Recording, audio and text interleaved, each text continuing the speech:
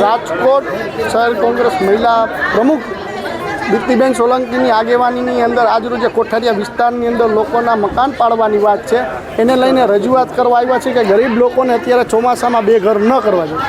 અત્યારે આ લોકો જાશે ક્યાં એ મોટામાં મોટો પ્રશ્ન છે. ગરીબ લોકોને સવારથી સાંજ સુધીના બે છેડા ભેગા ન થતા હોય ત્યારે તાત્કાલિક અસરથી નોટિસ આપવામાં આવી. નોટિસને લઈ અને રજૂઆત કરવા કલેક્ટર સાહેબને આવ્યા છે કે તાત્કાલિક અસરથી આ લોકોની વૈકલ્પિક વ્યવસ્થા એવી ઊભી કરવી જોઈએ કે આપણે મહાનગરપાલિકા પાસે ઘણા એવા ક્વાર્ટરો પણ ખાલી પડ્યા છે એ તાત્કાલિક અસરથી લઈ અને આવા લોકોને ક્વાર્ટરની અંદર શિફ્ટ કરી દેવા જોઈએ જેથી કરીને એનું પોતાનું મકાન ઘરનું ઘર બચી રહે અને એ લોકો દેવા પણ તૈયાર છે જે ધારાધોરણ મુજબ હોય એના ચાર્જ તો પણ લોકોને શું કામ આપણે રોડ ઉપર લઈ આવવા જોઈએ. અને ચોમાસાની અંદર ક્યાંય પણ મકાન પાડવાનો કે કોઈ પણ બુલડોઝર મોકલવાનો નિયમ નથી તો એ નિયમને પણ આપણે ફોલો કરવો જોઈએ અને આવા ગરીબ લોકોના ઝૂંપડા ન પાડવા.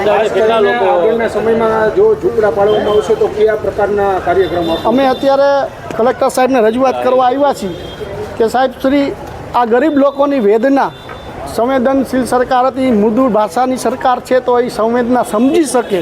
આવી સરકારને એની સંવેદના લઈને આવ્યા છે કે આની સંવેદના તમે નહીં સમજો તો આવનારા દિવસોની અંદર જે લોકોને વૈકલ્પિક વ્યવસ્થા નથી મળી અને ઝૂંપડા પાડવામાં આવી છે એની વૈકલ્પિક વ્યવસ્થા માટે એના ઘર માટે જ્યાં સુધી લડવાનું થાય ત્યાં લગી કોંગ્રેસ લડી લેવાના મૂડમાં છે અને લોકોની હર હંમેશ સાથે છે. કેટલા લોકો જે છે બેઘર થયા છે? કેટલા અત્યારે 200થી પણ વધારે લોકો આપણે કલેક્ટર કચેરીમાં જોઈ શકીએ છીએ. જે લોકોના ઝૂંપડા પાડવાની વાત છે એ લોકો અત્યારે ઉપસ્થિત થયા છે અને બાકીના લોકો જે છે એ રસ્તામાં પણ આવી રહ્યા છે જેને બેઘર કરવાની વાત છે. આવા લોકોને એને વૈકલ્પિક વ્યવસ્થા આપીને ક્વાર્ટર જે પડ્યા છે આપણે તો ઉપયોગ કરો ને.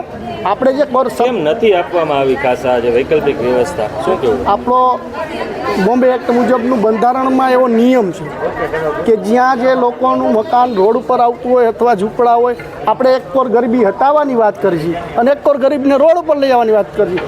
જો તમે હટાવવાના હોય તો એને વૈકલ્પિક વ્યવસ્થા પણ આપણે ભૂતકાળની અંદર લોકોને આપી છે.